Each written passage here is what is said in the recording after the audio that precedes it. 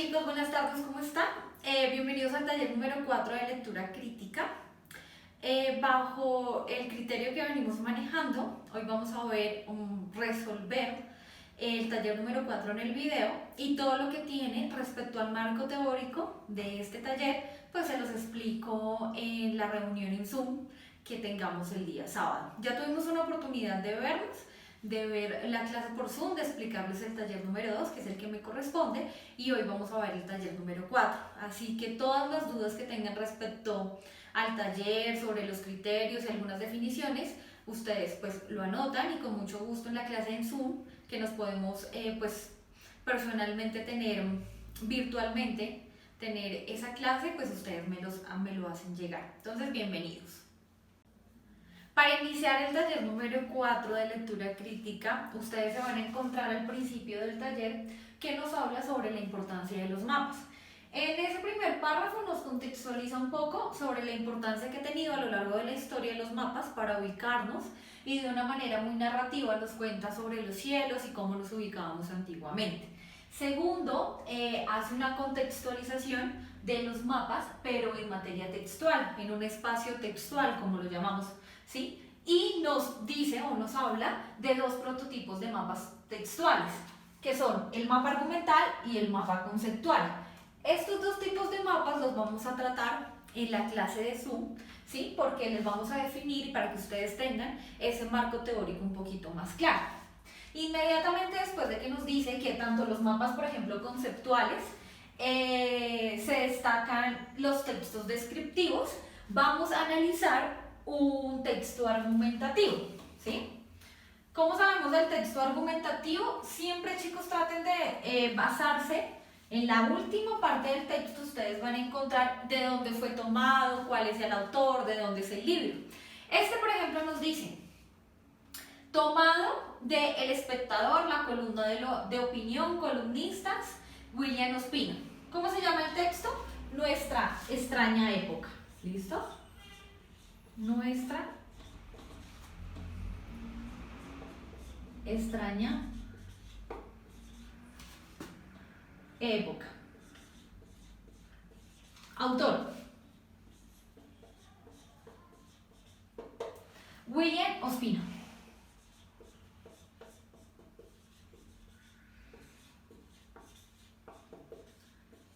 Después de habernos contextualizado la importancia de los mapas, nos dice en el taller: según la instrucción del docente, vamos a identificar la idea principal o tesis, como se llamaría en un texto argumentativo. Vamos a identificar la estructura argumental. En nuestra reunión que tuvimos en Zoom pudimos hablar un poquito sobre la estructura de los textos. Si ustedes se acuerdan un poco sobre esta clase. Entonces, es un término que ustedes no desconocen, es algo que ya habíamos visto. Lo habíamos visto a rangos muy principales. Y en esta ocasión vamos a hablar sobre la estructura argumental. Seguido a esto nos dice las definiciones, que ya les voy a comentar por qué es importante o por qué nos ayudan para tener claro las respuestas. Y por último, las conclusiones. Listo.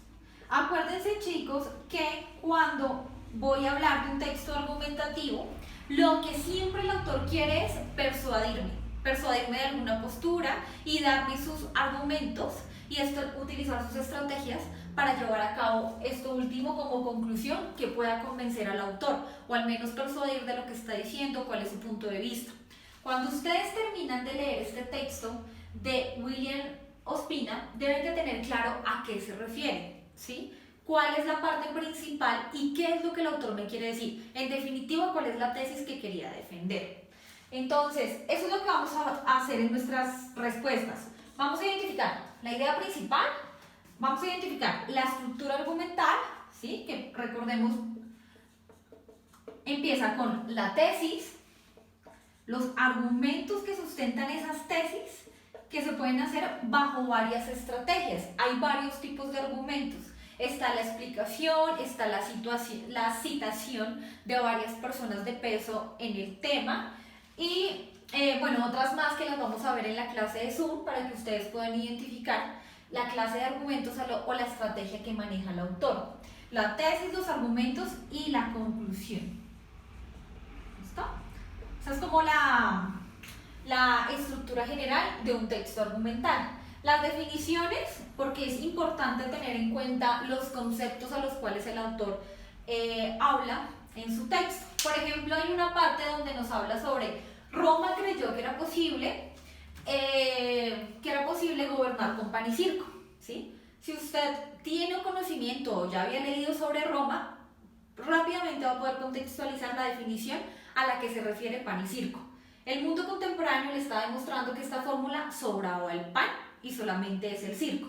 Ese tipo de conceptos, y más adelante los vamos a ver, la lucidez, ampliamente la sociedad primitiva, varios tipos de conceptos que ustedes van a, como siempre les he dicho, en lectura crítica no se necesita tener un amplio bagaje sobre los textos, pero sí es muy necesario que ustedes lean y puedan identificar al menos ciertos conceptos que son de cultura general.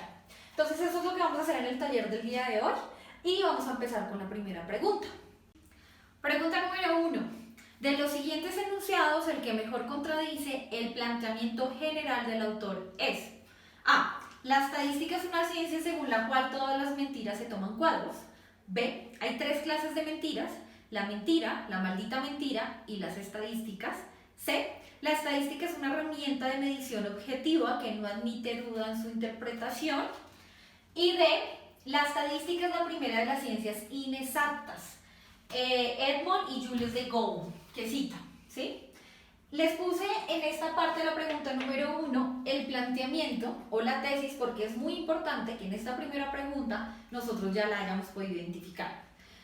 Nos dice cuál es la que mejor contradice el planteamiento general, es decir, cuál es la mejor de las siguientes opciones que puede decir o nos puede mostrar el sentido opuesto a lo que nos dijo el autor todo el texto. ¿Listo? Dice que A, la estadística es una ciencia según la cual todas las mentiras se tornan cuadros. De hecho, desde que él empieza, en el primer párrafo, dice, antes todo querían ahora todo lo convierten en cifras. Todos los días nos llevan y nos traen con cifras que nos producen la ilusión de que todo es medible, de que todo es contable. Por lo tanto, en esa primera pregunta donde dice que la estadística es una ciencia en la cual las mentiras se tornan cuadros, él todo el tiempo está repitiendo eso. De hecho, es una de las ideas principales que toman este texto. Después nos dice, hay 3 clases de mentira: la maldita mentira y las estadísticas. Es otra de las opciones que totalmente está de acuerdo con el autor, porque nos dicen que no sabemos de ciencia cierta qué está detrás de esas estadísticas. Pueden ser una mentira.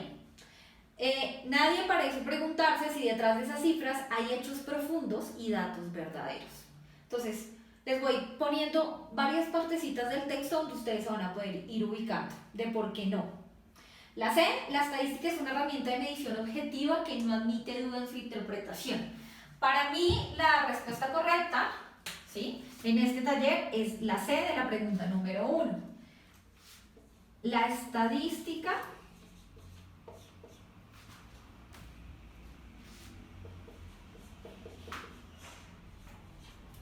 es una herramienta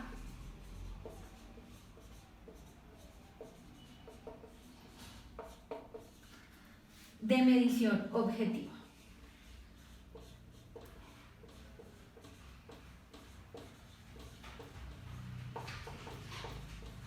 Que no admite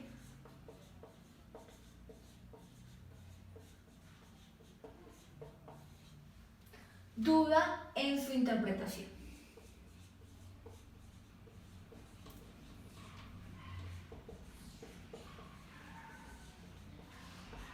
En esta parte, cuando dice que es una herramienta de medición objetiva, ahí ya puedo decir que totalmente contradice al autor, porque lo que él hace todo el tiempo, William Ospina, es decirme que no es una herramienta, ¿sí?, y que no hace una medición objetiva, que banalmente se hace una interpretación, pero obviamente pues pone mucho en tela de juicio, y lo que sí hace es que su interpretación sí se puede, pues, de algunas maneras, de ciertos puntos de vista, se puede interpretar. Entonces, si fuera una herramienta, una medición objetiva, no habría cabida en la interpretación o no habría cabida a esto que nos dice William Ospina, que es la de hay cambios reales y detrás de esos éxitos atronadores hay verdaderas transformaciones históricas. Entonces, no habría cabida este tipo de interpretaciones que hace el autor. Por eso es que es tan importante y esta se contradice totalmente la tesis que de manera general nos ha puesto William Ospina. La D es la estadística, es la primera de las ciencias inexactas y en definitiva la que mejor complementa es la C, aunque la D podría también jugar o contradecir de que es una de las ciencias más inexactas, pero en ningún momento dice si es una medición objetiva, ¿sí? De hecho, decir que es inexacta es lo que también dice todo el tiempo William Ospina, ¿sí? Que no es algo objetivo, que no es algo exacto y que no se tiene a ciencia cierta si todo lo que se dice ahí es cierto. ¿Listo? Pregunta número 2.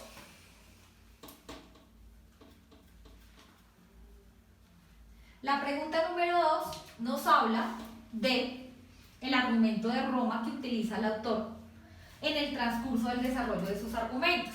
Y dice, el argumento de Roma creyó que era posible gobernar con pan y circo. El mundo contemporáneo le está demostrando que esa fórmula, sobraba el pan, es pertinente en el texto porque cuando hablamos de que es pertinente, se quiere decir que encaja totalmente en el desarrollo de sus argumentos y que de alguna manera ese argumento lo que hace es apoyar el planteamiento.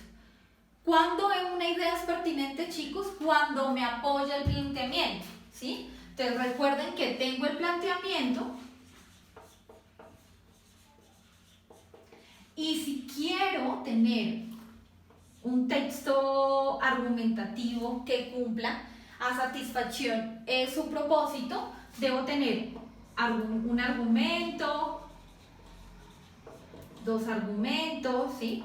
Como lo hace en este texto William Ospina, sino que de esta manera pues toma un poquito como lo que había sido Roma.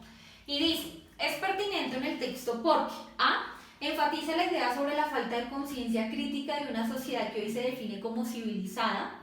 B. Indaga por elementos históricos acerca de los conceptos pan y circo, debido a que el autor durante su escrito propone una visión diacrónica de la sociedad.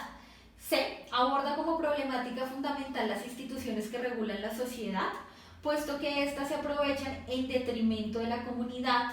D. Afirma que Roma ha dejado un legado positivo a la sociedad actual, dado que aún se puede mantener el control social mediante el entretenimiento. De primera medida, leyendo las 4 opciones, voy a descartar la D, que dice que afirma que Roma ha dejado un legado positivo en la sociedad actual. No es nada positivo que nosotros tengamos que vivir como sociedad del pan y circo, aunque es algo muy cierto de Roma y lo usaban pues en esa manera para gobernar, pero el control social mediante el entretenimiento se da, pero no es de manera positiva, chicos. Entonces nos quedarían la A, la B y la C. Al principio del texto hablábamos sobre algunas definiciones y conceptos. Para que ustedes tengan claro y puedan contestar con certeza en la pregunta del IFEX, es muy importante que no se pierdan de alguna manera sobre algunas definiciones. Por ejemplo, nos dice en la B, indaga por elementos históricos acerca de los conceptos de pan y circo, debido a que durante su escrito propone una visión diacrónica de la sociedad. Si yo no sé qué es diacrónico, pues no podría a ciencia cierta saber si esa en definitiva es. Entonces, diacrónica que tiene relación con la evolución de un hecho.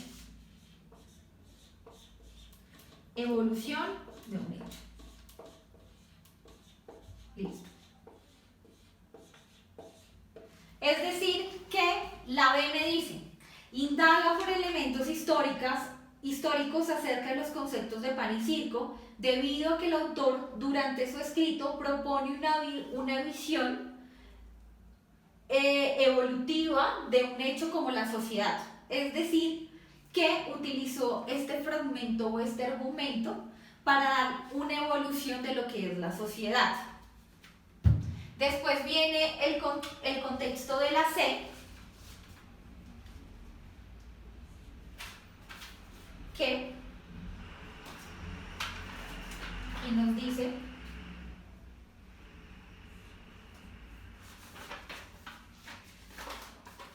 en la C aborda una problemática fundamental de las instituciones que regulan la sociedad, puesto que éstas se aprovechan en detrimento de la comunidad. ¿Qué significa el detrimento?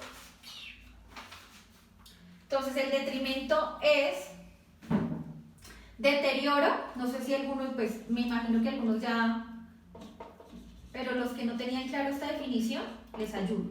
Deterioro,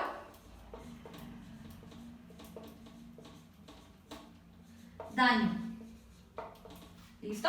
Entonces, la C nos dice, aborda como problemática fundamental las instituciones que regulan la sociedad, puesto que éstas se aprovechan del deterioro, ¿sí? O el daño de la sociedad. Entonces, en esta medida podríamos decir que la respuesta correcta es la C. En definitiva, primero, el argumento es pertinente de pan y circo porque primero William Ospina nos había citado algo como los gobernantes suben y bajan en popularidad como en una montaña rusa, al empuje de los acontecimientos están aprendiendo que a punta de escándalos, riesgos y alarmas es posible mantener el interés y hasta la aprobación de la comunidad. Después es pertinente porque en el texto, en el párrafo anterior, había evaluado a nuestros gobernantes que solamente son populares o llegan a tener cierta popularidad en la sociedad por sus escándalos. A eso es lo que se refiere el circo. Y después nos dicen, el mundo contemporáneo le está demostrando que en esa fórmula sobraba el pan. Vivimos en la edad del espectáculo, en la edad de la satisfacción inmediata. Ya quieren que nadie se pregunte de dónde viene ni para dónde va, sino para cuál es el próximo movimiento. Sin embargo, cuando él trae a colación al texto lo de Roma, es porque en definitiva nos quiere decir que nuestras entidades políticas están gobernando solamente con el entretenimiento. Por eso podríamos decir que es pertinente en la C. ¿Listo? Y más teniendo como claridad qué nos quería decir con la palabra detrimento. Pregunta número 3. Y es una de las preguntas, vamos a ver aquí a reflexionar cuál fue la conclusión que quiso William Ospina. Entonces nos dice, del texto se puede concluir que las sociedades primitivas evolucionaron a una sociedad organizada al preguntarse por los cambios reales sin hacer uso de la estadística. B. Una sociedad que privilegia la inmediatez de la información vulnera el derecho a pensar y se aleja del principio básico de una sociedad organizada. C. Una sociedad democrática, tal como lo presenta Borges, es un producto de una sociedad organizada y civilizada. D. Las sociedades organizadas valoran la estadística como un instrumento que permite interpretar y dar sentido a los fenómenos sociales. La respuesta correcta para esta pregunta es la B, la número B. Si ustedes se dan cuenta, la B nos dice, una sociedad que privilegia la inmediatez de la información vulnera el derecho a pensar y se aleja del principio básico de una sociedad organizada. Hay dos clases de sociedades que nos pone en el texto William Ospina, una sociedad primitiva y una sociedad organizada. En la A nos dice, las sociedades primitivas evolucionaron a una sociedad organizada al preguntarse por los cambios reales sin hacer uso de la estadística. En definitiva, aunque no sabemos a ciencia cierta si eso fue lo que permitió a una sociedad primitiva evolucionar, no estamos hablando de cómo evolucionan las sociedades. Eso no es lo que podemos concluir del texto. A lo que sí vamos, a lo que sí cuestiona el autor, es el tipo de la sociedad en la que estamos, ¿sí? ¿Y qué es lo que está privilegiando? La C nos dice, una sociedad democrática, tal como lo presenta Borges, es un producto de una sociedad organizada y civilizada. Borges es en la parte de arriba, a iniciar el texto, lo que dice es, Borges decía que la democracia, tal como hoy la entendemos, es ese curioso uso de la estadística. En ningún momento da para contextualizar o para poder concluir de todos los argumentos que lo que en definitiva sirvió para apoyar la tesis de William Ospina nos sirve como una conclusión.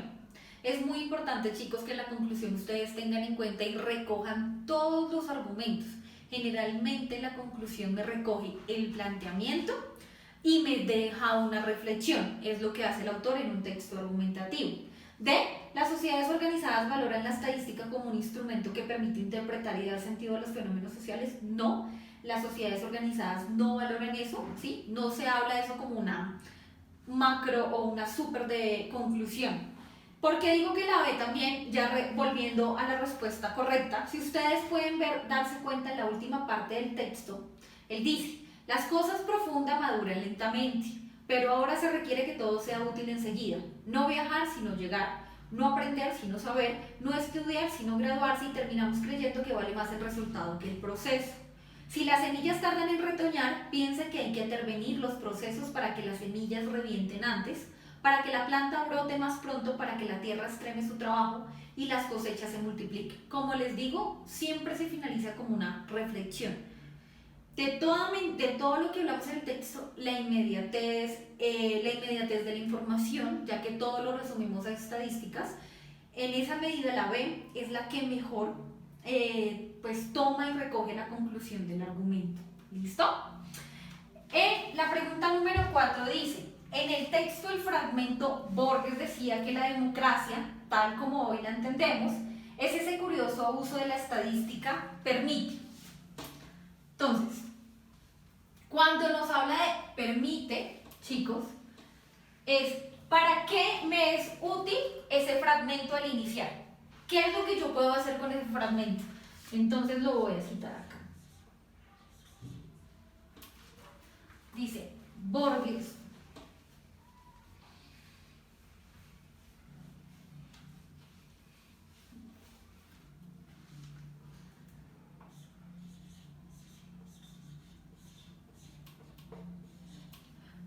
decía que la democracia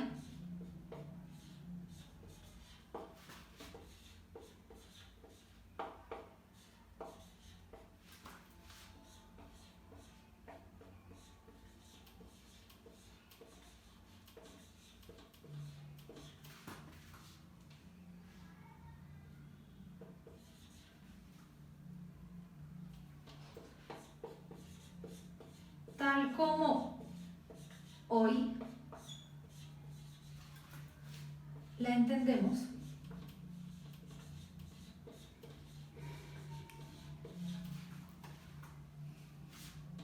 es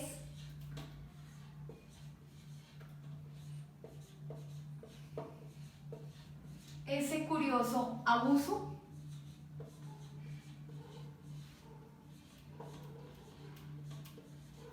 de la estadística.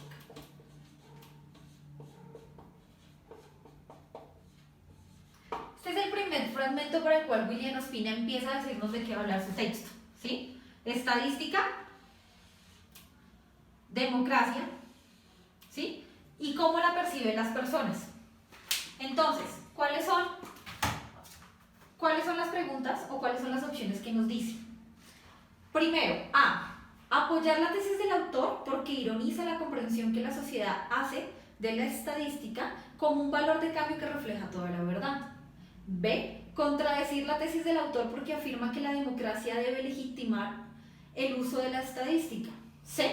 Apoyar la tesis del autor porque contrapone la estadística y la sociedad debido al uso consciente de los datos en política.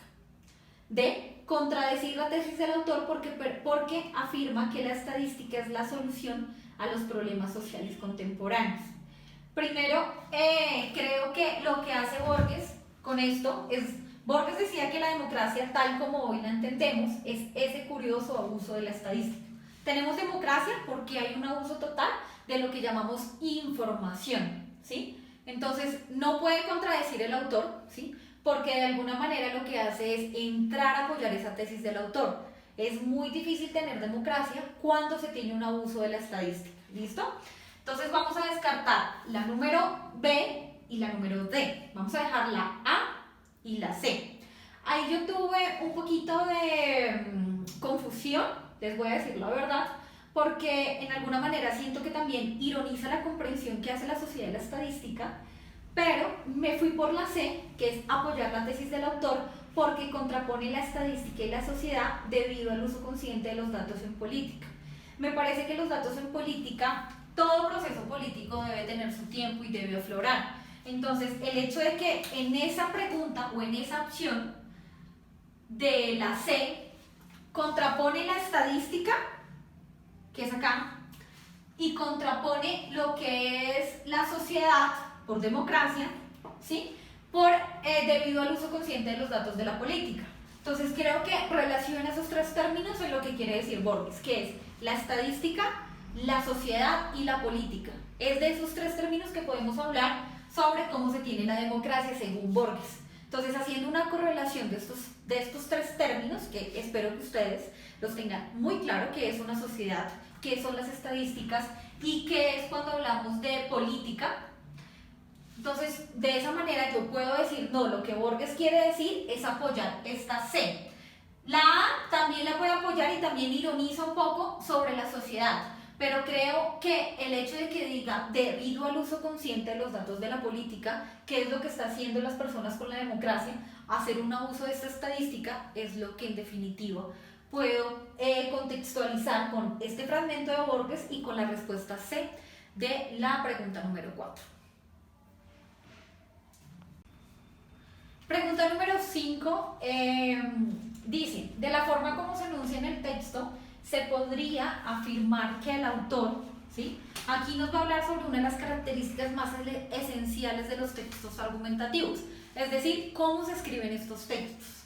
Nos dice, A, se incluye dentro de la sociedad que cuestiona, pero se rebela contra ella. B, es ajeno a la sociedad que cuestiona, pero la analiza y comprende. C, conoce la sociedad que cuestiona y comparte su punto de vista. D, forma parte de la sociedad que cuestiona, pero la considera extraña. Entonces, es muy importante que nos demos cuenta de qué manera escribe el autor. Dice, vivimos en la edad del espectáculo. Cuando él dice vivimos, ya se está incluyendo en esta sociedad, ¿sí?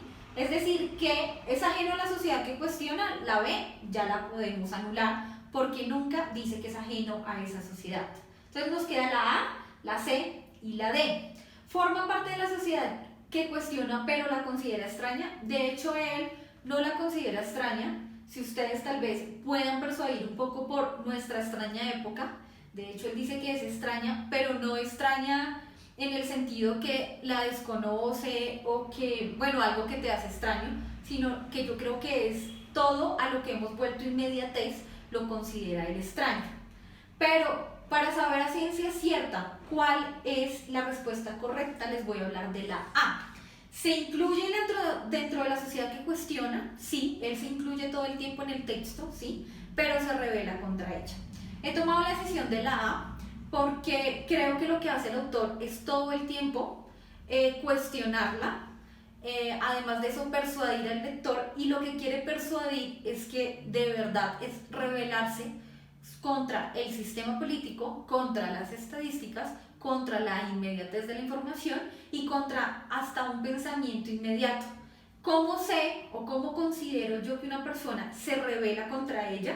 Es porque al final del texto me brinda una reflexión, ¿sí? Si él en ningún momento me brinda una reflexión de que yo pueda decir o entender o me haga caer en cuenta de que muchos de los argumentos que utiliza, sí, en definitiva, me sirven y me ayudan, simplemente puedo decir que conoce la sociedad que cuestiona y comparte su punto de vista, pero nada más.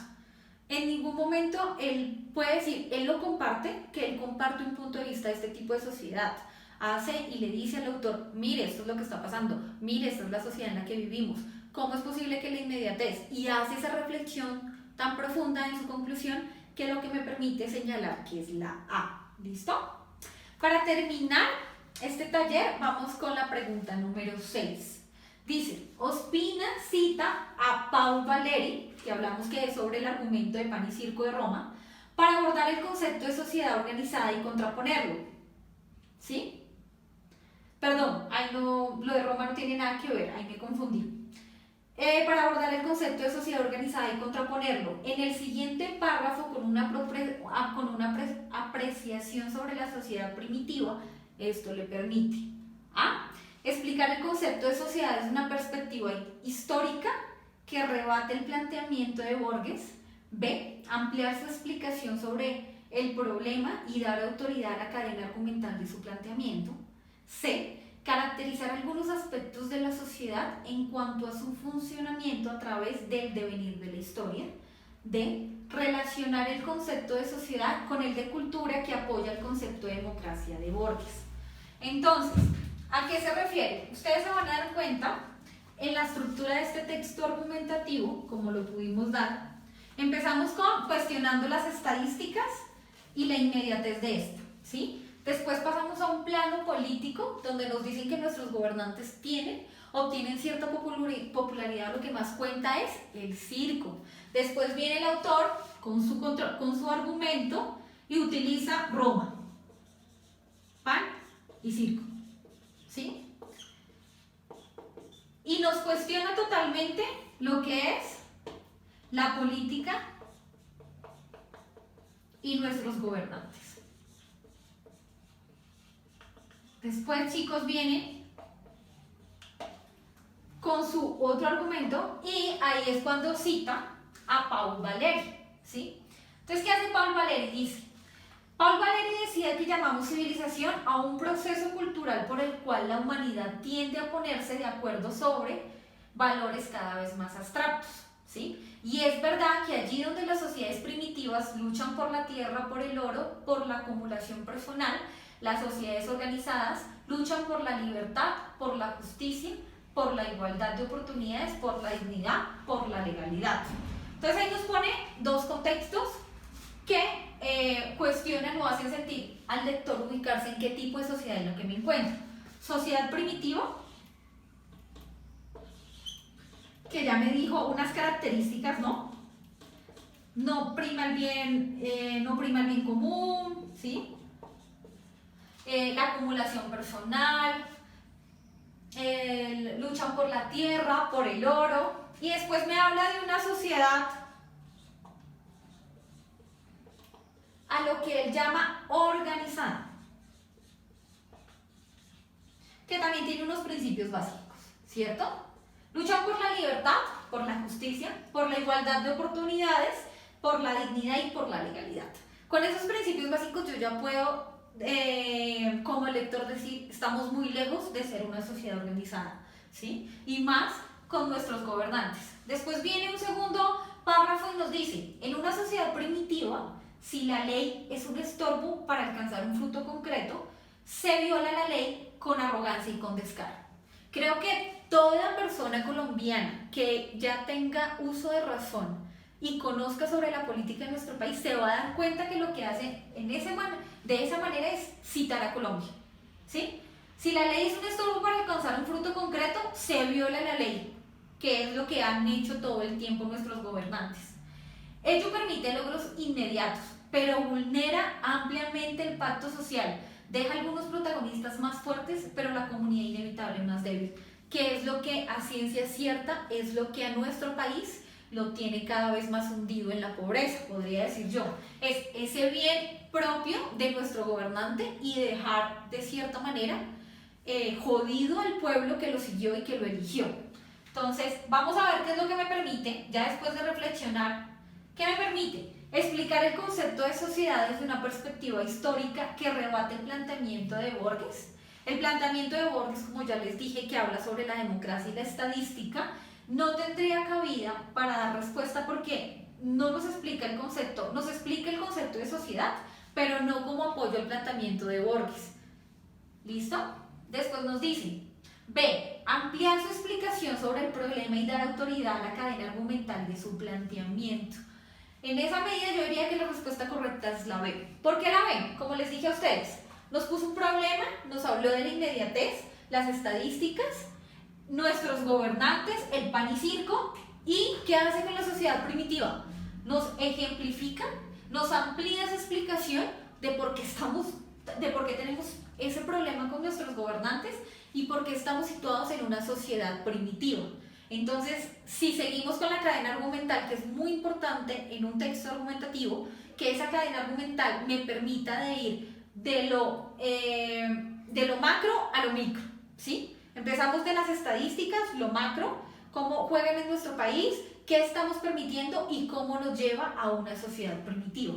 En esa manera, cuando ustedes pueden visualizar en un texto argumentativo esa estructura, están diciendo que tiene un plan textual efectivo, ¿sí? Que ustedes están entendiendo lo que está diciendo el autor.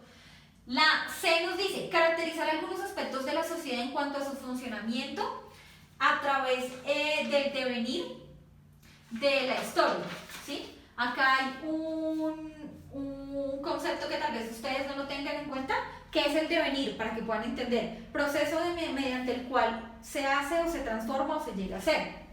Entonces, aunque caracterizar algunos aspectos de la sociedad en cuanto a su funcionamiento, a través del cual se transforma la historia, creo que no trae mucho o no tiene mucha relación esos conceptos, como lo veíamos en la respuesta, en la pregunta anterior, que tanto política, sociedad, estadística, planteamiento de Borges y respuesta podrían jugar una relación. Después nos dice D, relacionar el concepto de sociedad con el de cultura que apoya el concepto de democracia de Borges.